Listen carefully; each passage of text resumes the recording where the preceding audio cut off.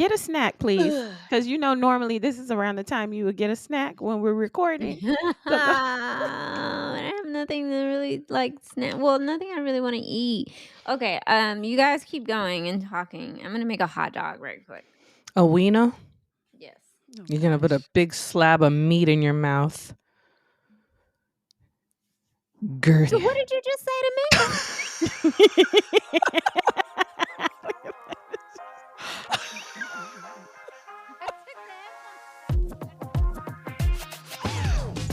Welcome to Sitcoms in Color, the podcast where we explore diverse narratives from the world of television and film. I'm your host, Lady Lily, and I will let my beautiful co-hosts introduce themselves. What's up, y'all? I'm Millie Red. And I'm Crib. Classy Lady is not here. Oh my God. Lo siento. She is not. Classy Lady is not here with us tonight again, but she has some amazing changes that's going on in her life right now. This month we're covering great fathers, and today we're diving into a delightful episode of the beloved Canadian sitcom Kim's Convenience. Appa, come see, huh? Janet get top mark in class. Oh, very good. We celebrate by you taking out garbage. I absolutely love this show. Did any of you know about this show or watch this show prior to this recording? No, I did not. I had not heard of this show. Never heard of it before. Honestly, there's just too much television out there now. Oh, yeah. That's true. There's so much. Millions of shows. There's so many options now. And then we have so many platforms to be able to introduce us to those options and stuff. Yo, Crypt was telling me about a reality show from Africa that she was watching. And I was just I like, love bro, the what? African show. Wait, what show is it? Which one is it? Okay. Because I just watched one. Because I love Blood and Water. It was Wives or something, right? Something about wives. The Real Housewives of Lagos. Yes. Oh, yes, I wanted to watch it. Is it good? It's so good. I actually watched The Ultimatum, the African. Okay. Was that good? Yeah, for me it was. Okay. Definitely was. Okay, for tonight's episode, we'll be discussing season 2, episode 12, titled Appa's First Text. All right. So before we get into this episode, here are some fun facts. Kim's Convenience started as a play written by Ins Choi. It premiered at the Toronto Fringe Festival in 2011 and became a huge success. Ins Choi, the creator, drew inspiration from his own experiences growing up in a Korean Canadian family. And I really didn't know. I guess there's a pretty big population of Koreans in Canada. I didn't even realize that. Me neither. Yeah. So the show is admired for its authentic representation of Korean Canadian culture. It highlights the immigrant experience with humor and sensitivity. The show has received numerous awards and nominations, including Canadian Screen Awards for Best Comedy Series. Paul Sun-hyung Lee, who plays Appa, has won several awards for his performance. The main cast includes Paul Sun-hyung Lee, Appa. You let me eat a snack made with a murder knife? Jin Yoon Uma. Please say stabbing, not murder. I let you eat a snack with attempt murder knife. Simu Liu. That's Jung. Here's the thing. When I was 16, my dad kicked me out. Or I might have run away. That's my dad. And Andrea Bang, Janet. No, Appa, that is... You know. What? You what? Stop doing that. You stop. So if I stop... You saw if I stop. So then we have Nicole Power as Shannon. Is this a bribe? No, I find on the chair. Lost and fine. Then we have Kimchi, who's played by Andrew Fung. All cock, the word. It's funny. are funny. Stop it! The series ended after 5 seasons in 2021. The decision to end the show was made by the producers, despite its popularity and fan base, to ensure it ended on a high note and maintained its quality. I like when shows do that. Mm-hmm. I just want to say that during the pandemic, I definitely got into Korean dramas on Yes, Netflix. And I just want to plug Korean men because they are some fine men. I just wanted to throw that out there. Okay. I like it. I like it. I like it too. Thank you for that declaration. They are. They fine. I don't care. But We're just looking at each other like, They fine. I don't care. okay. Look at Crypt. Hate her. She's doing like, the giggle. yeah. Yes, girl, yes. You got it. You got it. I thought Jung is handsome. He's So very handsome. Mhm. So back in high school, I had one of my classmates was like Korean American or mixed. But he got us into like Korean music, and it actually was some pretty cool music. Like for like I want to say my junior year, I was into like some Korean music. So yeah. Now that we've covered some facts, let's dive into the episode. Appa's first text. In this episode, Appa, the patriarch of the Kim family, navigates technology after inheriting Janet's old smartphone, having previously relied on what he humorously calls a smart belt, equipped with a cordless phone, radio, and pager. This is a smartphone. And this is a smart belt. Yeah, phone, radio, pager. Everything I need. How can you still need a pager? That's how Oma find me when I out. But wouldn't it be cool to check J-scores on your phone? That's what radio is for. We could FaceTime. I don't need to see your face when you're not working in store. And can a smartphone keep our pants from falling down? No, but it can do this. When did South Korea become a country? The Republic of Korea celebrated its first National Day of Independence on August 15th, 1945. Okay, give to me your phone. That was crazy. What do y'all think of the portrayal of outdated technology? I laughed so hard when he pulled out his smart belt Yeah. and you saw the cordless phone. And it had Oh a my beeper goodness. on there too, right? Yeah, a Like, pager. can you Yeah. get beepers anymore anywhere? No, that's Unless you're in the hospital like field. or Yeah, whatever. yeah. Oh, the They still pagers? get pagers, Yeah. but Really? yeah, they still have pagers in the hospital system. Mhm. However, like in this episode, Jen is like, do we even use pagers anymore? Like, Yeah. 'cause- Yeah, that's really outdated because like the highlight of pagers, I was like in the 8th grade, I think. yeah, she had an Apple phone. Yeah, like So Yeah. by then, the pagers were non-existent. like Yeah. dude, not even a BlackBerry.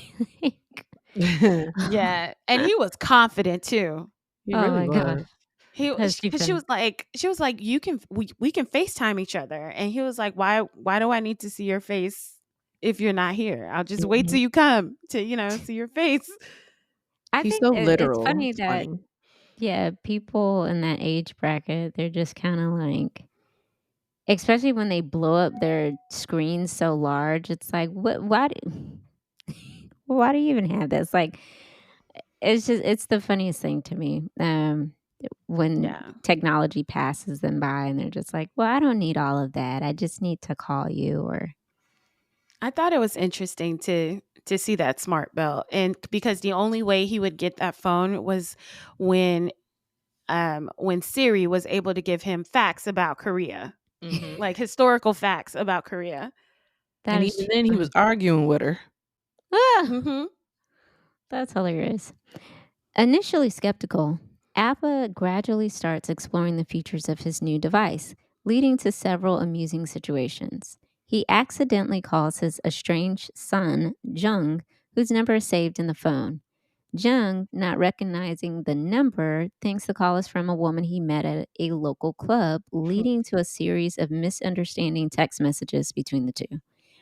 Both agree to meet at the club, with Jung expecting to meet the woman and Appa thinking his son wants to see him. When they meet, Jung and Appa share an endearing moment, seemingly reconciling their differences. Meanwhile, Uma faces a different issue at the store when a stray dog wanders in. Not wanting to keep the dog, she takes it to Jung's workplace. Jung refuses to keep the dog, prompting Shannon to decide to foster it. Later, they discover the dog is lost and the owner is offering a $500 reward. Uma quickly calls Shannon to return the dog so she can claim the reward. Shannon returns the dog but stops the owner from giving Uma the money, saying, "Oh, that is totally unnecessary. The reward was spending time with this little ball of fluff. But the real work was finding and calling you for the return. We're just happy you have your dog back." Girl, give me the $500. That was Uma. Uma Did you was see her? so funny. Yeah. She was so funny. First of all, I thought it was funny when like the dog was in there and she was like trying to like sweep the dog out. Yeah. And then like finally the dog went outside and then the customer comes in with the dog and she's like, "Is that your dog?" He's like, "No." I don't know whose dog this is. Like, don't bring him in the store. Yeah. So I'm like, why did you bring him in the store then? So I thought that was really funny. And then I also thought when she was like, when she brought the dog to Jung's work, and he's like, "Well, I mean, if you take it to the vet, like, or the Humane Society, whatever, they'll just, Right. get rid of it." And she's like, "Okay." And he's like, I guess he's not realizing, like, you know what that means? And Right. she's like, "Okay, yeah, put him to sleep." And he's like, "You know what that means, right?" "Yeah, I know what that means." I was just like, "What?" Oh. When Shannon comes in and was like, "No, I'll take this dog," and she's like, "Oh yeah, go ahead, bye." Yeah. This That was completely funny. dismisses the dog. Yeah. Oh. I'm It such a was funny. sucker for dogs. That's why I can't go to the animal shelter. I know I'd take like 3 of them home. Oh, you would take the whole shelter. Yeah, I know I would. I had to get out of the little group where the one lady was like, "Oh my gosh, guys, time is running out for so and so. This dog." Because I'd be like, I just want to go up there and get the dog. All right, y'all. So another subplot focuses on Janet and Kimchi. Janet feels FOMO, and in case y'all aren't up to the lingo, that is fear of missing out, when Gerald gets invited to an art party and she doesn't. Gerald's her friend, by the way. To lift her spirits, Kimchi takes her to a local restaurant, and that was really sweet of him. He didn't have to do that. Yeah. Unexpectedly, they run into the group Janet wanted to join, including Gerald. Janet feels both relieved and awkward. She's really awkward, and it gives me secondhand embarrassment whenever she's on the screen. Yes. And it's throughout the entire series. Oh gosh. Oh. So in an attempt to fit in, she downplays her friendship with Kimchi, telling the group, "He's just my brother's friend. I don't think he even knows what art is." And Kimchi overhears this and feels hurt and embarrassed by her comment. And that girl was mad rude too. Like, why did she even want to be her friend? That irritated me. I know. I mean, she was not that important to me. No, she was not. And then she couldn't like pick up context clues. Like, obviously this girl's like coming over and asking you questions about your show. Like, No, I felt like she was picking up those context clues. I just felt like she was being a mean girl. oh, she's being mean. Okay, that makes sense. So, realizing her mistake, Janet apologizes sincerely. The episode concludes with Jung looking forward to mending his relationship with his father. I thought that was really cute when Kimchi was like, when he was like talking about, "So did you get her lipstick color or something like that?" And he was like, "Yeah." I thought that was cute. And Jung and Kimchi watching Pirates of the Caribbean director's cut, complete with commentary and alternate endings. Like many episodes of Kim's Convenience, this one blends humor with poignant themes of family, tradition, and the immigrant experience. highlighting how technology can both challenge and unite people. Yeah. So what did y'all think of this episode overall? I liked it. I thought it was such a cute show. I thought it was a cute episode. I liked all the characters. I'm going to go back and watch the whole series. You should. You should. I recommend it. I absolutely love this show. And I love the dynamics between the parents. I just really enjoyed watching how they interact with each other. And I'm telling you, it is a very, very endearing show to watch. I like how different shows that have like different cultures in them, I like how, the producers can make them relatable regardless of the culture. Because I feel like you really could have put any kind of family in that Yes. and added like their culture, but anybody can relate to that. So it's not like when I was looking at them, I wasn't like, oh, these are Koreans. I was like, oh, this is a show that just happens to have Korean actors in it, but like anybody could have really like played in it. So I really appreciated that. And that I like when they have like different cultures in there and they just show them just as regular people, just as regular, like, I guess for them they would be Canadians, but just as regular Canadians or like regular Americans or whatever. It's not just like when you see like black shows, it's just a show that happens to have black people in it, not a black show. So I appreciated that about this show. So, as we wrap up our discussion on Appa's first text, it's clear that Kim's Convenience continued to resonate with audience through its portrayal of a Korean Canadian family. The show provides a unique perspective on the immigrant experience while also delivering universal themes of love, growth, and adaptation. Whether you're a longtime fan or new to the series, this episode is a perfect example of the show's ability to blend humor with heartwarming moments.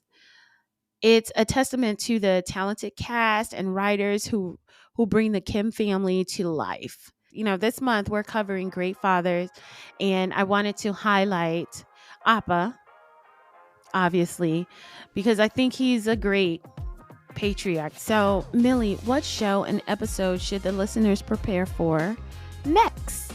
All right. Well, this next show, I gotta dedicate it to a very special father, my father, because he reminds me of this person. So it's gonna be Sanford and Son.